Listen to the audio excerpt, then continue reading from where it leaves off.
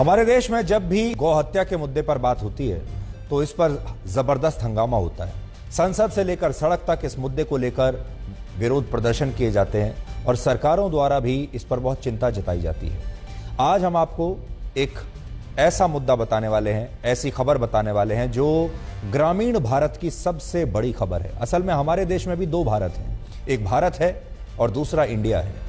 India शहरों में बसता है और भारत गांव में बसता है, और ये गांवों की सबसे बड़ी खबर है। क्या आप जानते हैं कि पिछले 3 महीनों में एक वायरस की वजह से हमारे देश में कम से कम 50,000 गायों की मौत हो चुकी है और लाखों गायें इस समय बुरी तरह से प्रभावित हैं।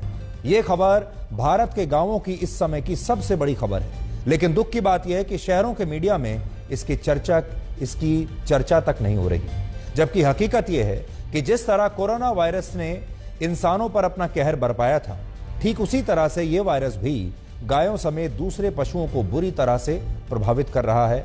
आप कह सकते हैं कि एक तरह से यह पशुओं में फैलने वाला कोविड जैसी एक महामारी है, जिसकी वजह से लाखों गाय इस समय आइसोलेशन में हैं और भारत का डेयरी उद्योग और हमारे किसान बुरी स्थिति में हैं। हमें लगता है कि जिस वायरस से हजारों गायें मर चुकी हैं और 2 करोड़ से ज्यादा किसान परिवार जिससे सीधे तौर पर प्रभावित हैं, उससे बड़ी खबर आज की तारीख में असली भारत के लिए हो नहीं सकती, और असली भारत गांव में बसता है। इसलिए आज हम आप तक ये खबर पहुंचा रहे हैं ताकि देश का ध्यान इस वायरस की तरफ आ सके और आप सब इसके बारे में जान सकें। इस बीमारी को लंपी स्किन डिजीज या लंपी वायरस कहते हैं, और ये कैप्री पॉक्स नाम के एक वायरस से फैलने वाली बीमारी है। कैप्री पॉक्स उसी वायरस फैमिली से आता है जिससे स्मॉल पॉक्स और मंकी पॉक्स जैसी बीमारियां होती हैं, और अब तक गाय और भैंस जैसे मवेशियों में ही इस बीमारी के मामले मिले हैं। कुछ राज्यों में इस तरह की अफवाहें भी हैं कि इस बीमारी से इंसान भी संक्रमित हो रहे हैं, लेकिन ये बात पूरी तरह से गलत है। भारत सरकार के मुताबिक अब तक इंसानों में इस बीमारी का एक भी मामला नहीं मिला है, लेकिन गायों और भैंसों में ये वायरस बहुत तेजी से फैल रहा है और इस वायरस में गाय के शरीर पर गांठें बनने लगती हैं और धीरे धीरे ये गांठें बड़ी होती चली जाती हैं और फिर इन गांठों में एक घाव बन जाता है, जिससे कई गायों के इलाज के दौरान ही गायों की मौत हो जाती है। अब तक देश भर में इससे लगभग 50,000 गाय और दूसरे पशु मर चुके हैं, और इनमें भी सबसे ज्यादा मौतें राजस्थान में हुई हैं। अकेले राजस्थान में 27 अगस्त तक लगभग 25,000 गायों की मौत इस वायरस से हो चुकी है, जिसकी वजह से राजस्थान सरकार ने इस वायरस को राष्ट्रीय आपदा घोषित करने की मांग की है। इससे आप समझ सकते हैं कि यह वायरस राजस्थान में कितना गंभीर है। राजस्थान के बाद पंजाब में इस वायरस से सबसे ज्यादा 10,000 गायें मरी हैं। गुजरात में 3,800, हरियाणा में 833, हिमाचल प्रदेश में 513, उत्तराखंड में 92, महाराष्ट्र और उत्तर प्रदेश में 8 और अंडमान निकोबार द्वीप समूह में भी 29 गायों की मृत्यु इस वायरस से हुई है। इसके अलावा कुछ रिपोर्ट्स में बताया गया है कि गुजरात में हर दिन 30 से 40 गायों की मौत इसकी वजह से हो रही है, और उत्तर प्रदेश की गौशालाओं में भी यह संक्रमण अब तेजी से फैल रहा है। सरकारी एजेंसियों का कहना है कि भैंस और दूसरे मवेशियों की तुलना में गाय इस वायरस से ज्यादा प्रभावित हो रही हैं, क्योंकि गायों की जो इम्यूनिटी होती है वो इनसे कमजोर होती है। यह संक्रमण मच्छर, मक्खी और खून चूसने वाले दूसरे कीड़ों की वजह से फैलता है। असल में जब मच्छर और मक्खी किसी संक्रमित गाय पर बैठते हैं तो यही इस बीमारी को दूसरे स्वस्थ पशुओं में ट्रांसफर कर देते हैं, जिससे यह वायरस बहुत तेजी से फैल रहा है। राजस्थान और गुजरात में इस साल सबसे ज्यादा बारिश हुई है, इसलिए वहां मच्छर और मक्खी बहुत ज्यादा है, जिसकी वजह से यह बीमारी वहां ज्यादा फैल रही है। इसके अलावा संक्रमित गायों का इलाज कर रहे डॉक्टरों का कहना है कि यह बीमारी कोविड की तरह ही बहुत तेजी से फैलती है और इसकी मृत्यु दर 5 से 10% के बीच बताई जा रही है। यानी अगर 100 गायें इससे संक्रमित होती हैं तो उनमें से कम 5 या 10 गायों की मृत्यु निश्चित है।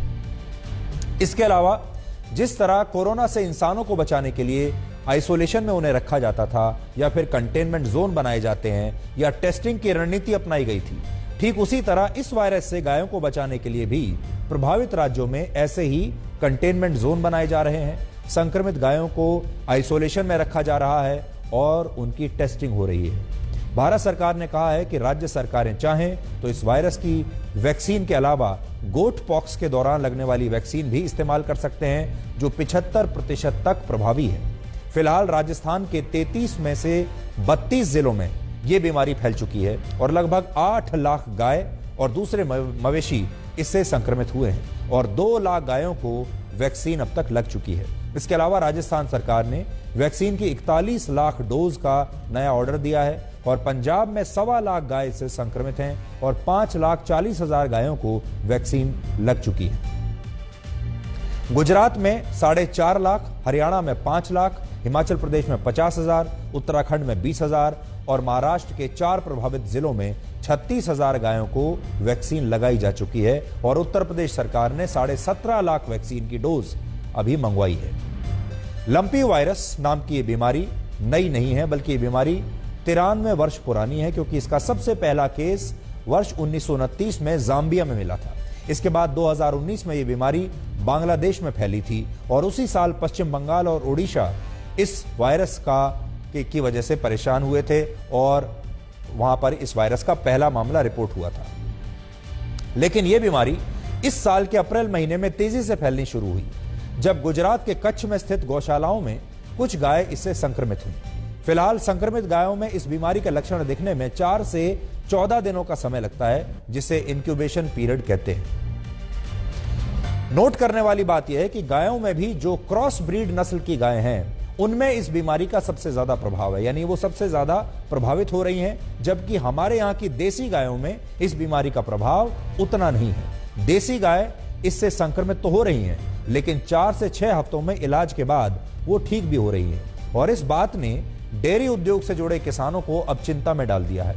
असल में देसी गाय एक दिन में सबसे कम 2.6 लीटर के आसपास दूध देती है, यानी देसी गाय कम दूध देती है, जबकि विदेशी जो गाय हैं वो प्रतिदिन 8 से 10 लीटर दूध देती है।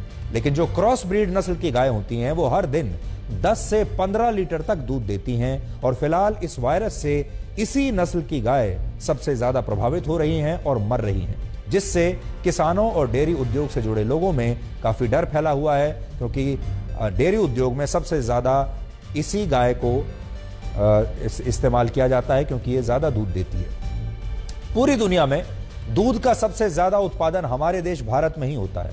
वर्ष 2020 और 21 में हमारे देश में 20 करोड़ 90 लाख टन दूध का उत्पादन हुआ था और भारत का डेयरी उद्योग 13 लाख करोड़ रुपए का है, जो कि पूरी दुनिया में सबसे बड़ा है। लेकिन कई राज्यों में इस वायरस के फैलने से 15 से 20% तक दूध का उत्पादन कम हो गया है। अकेले गुजरात में ही प्रतिदिन 1 लाख लीटर दूध का उत्पादन घट गया है, जबकि राजस्थान में 20%, पंजाब में 45% और मध्य प्रदेश के बुरहानपुर में 40% दूध का उत्पादन कम